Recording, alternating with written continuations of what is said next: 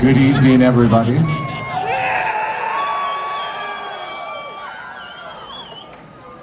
You look amazing. Thank you for coming so much. My name is Steve Emmerich, and I'm going to be your host for the evening. Thank you so much for coming out and paying respects for our dear friend and inspiration, Charles Ingalls, CharlestheFirst.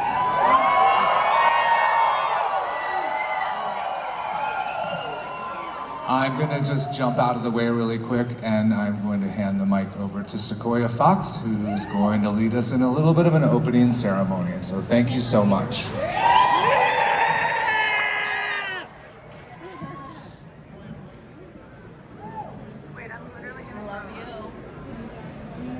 How's everyone doing tonight? Let's make some noise for Charles the motherfucking First. Let's go, I can't hear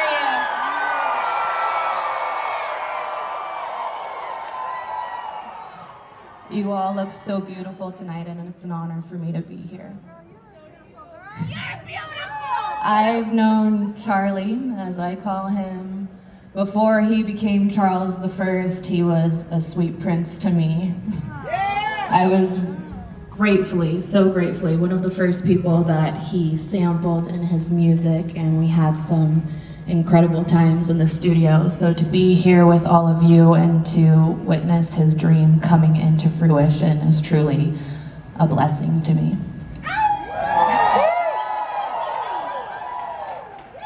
Before we get this evening started with some incredible artists and dear friends that meant so much to Charlie, and I know means so much to each of you, I would like to invite us to just have a moment of introspection or tuning in, because we are gathered here to celebrate the passing of a dear friend, an incredible artist, and a legendary human being.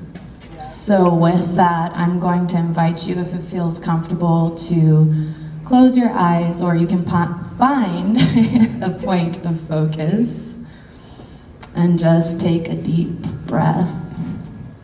With all of this, it can bring up so much emotion. Music is so powerful and has been such a healing force in my own life, and I feel in so many others' lives, obviously. We're all here together.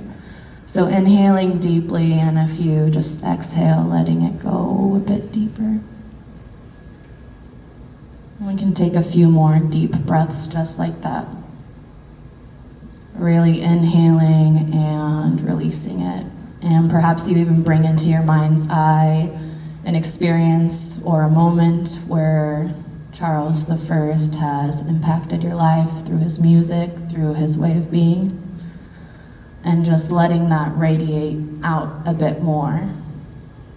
Because although he's not with us in the physical, he's very much here in the spiritual, and the way we impact one another is we take the qualities of those that we love and we get to embody them and share them out.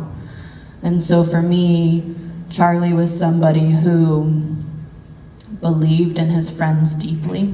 He believed in all of you. All of you meant so much to him. I can fully say every time he had an interaction with somebody or it came up to him after a show, that impacted him in a positive way. And he was somebody who also could meet you with a deep sense of vulnerability. And so my invitation to each of you is to not be afraid to, one, share your gift, and two, share your heart. And the two of them very much go hand in hand.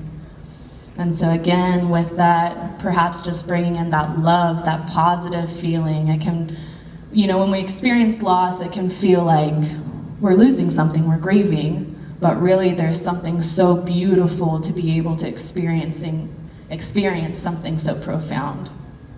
And that's what Charlie gave me, and I feel he gave most of you here. And again, I'm so honored to be here. So inhale it up and really exhale it out. Have fun tonight. Be responsible. And may choices that make you feel empowered and share your fucking gift. Please share your gift to the world. We need more art. We need it. We need each of you. So without much further ado, I am going to introduce one of the sweetest men that I know. His name is Kaya, and he is Charlie's older brother, and he's gonna say some words for each of you.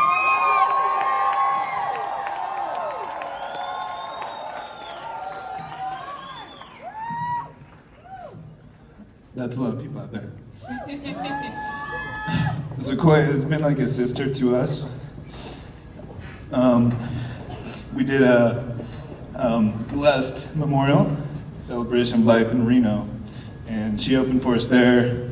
Brío did, we had a show that was already planned a week after Charlie passed. She did the same thing as well, and she's a beautiful fucking person, an amazing singer, and you may get to hear some of that a little bit later. But first off, I want to thank all of you guys for being here. I want you to yell Charles as loud as you fucking can.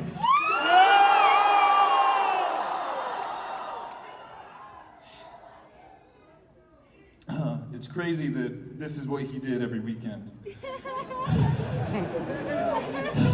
And it's because of all of you that made that happen. So thank you so much.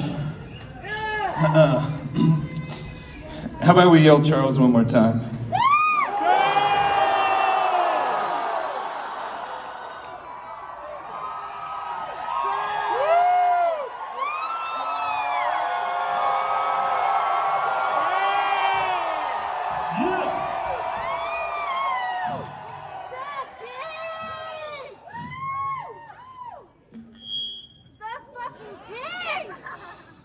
Whoever is wearing a crown, touch that. Feel that.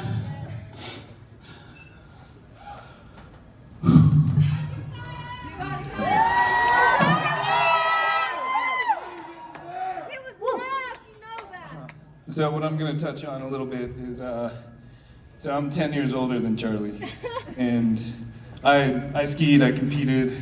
It's amazing to have this following here in Denver in the snow and the mountains. This was his second home. But how many people know how filthy Charlie was at slopestyle? Did you know he was the youngest to do tour out of Breck? 15 years old. He started throwing doubles when he was 12. He would be one of the best skiers in the world right now today. His homie out of Breck, the last year that we were there, that was Colby Stevenson, who's on the podium every time right now. And at that point, Charlie may have had a little edge over him. But that's what I always shared with Charlie. He came to like my last competition when I hung him up, and he was snowboarding before that. And when he came to that last comp, even though I'm not doing what he became, I'm just throwing 5.7s. But he switched right then, and I saw him just that next year, and I knew that he was just a prodigy. Everything that he did.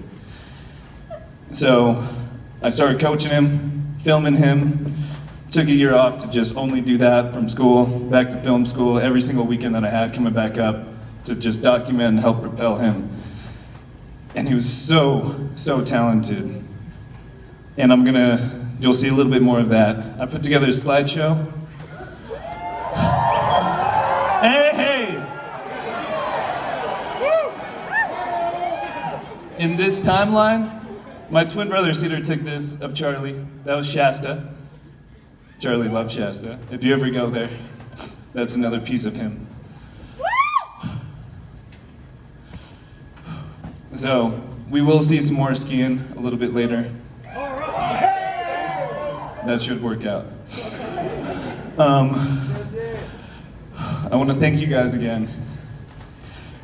Let's yell Charles.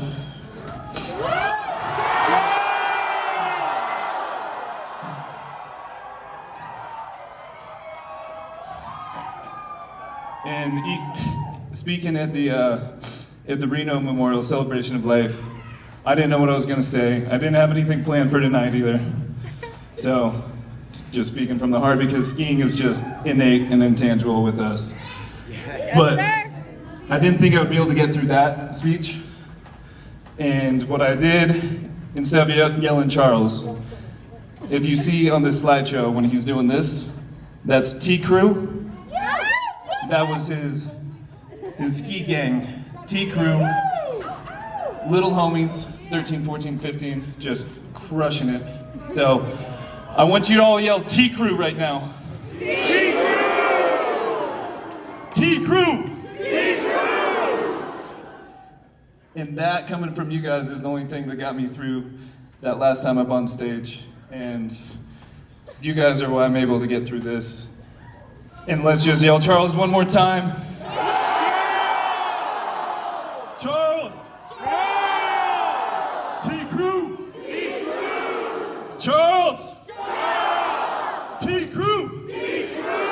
Thank you!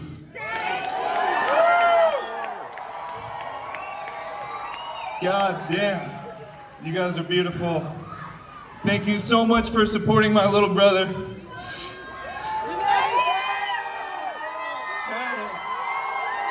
T-Crew! We have such an amazing show tonight. This is unreal. Just stacked up back to back to back to back. So let's have the best fucking time that we can for Charles and send it the way that he would have done it. Charles! T-Crew! I love you.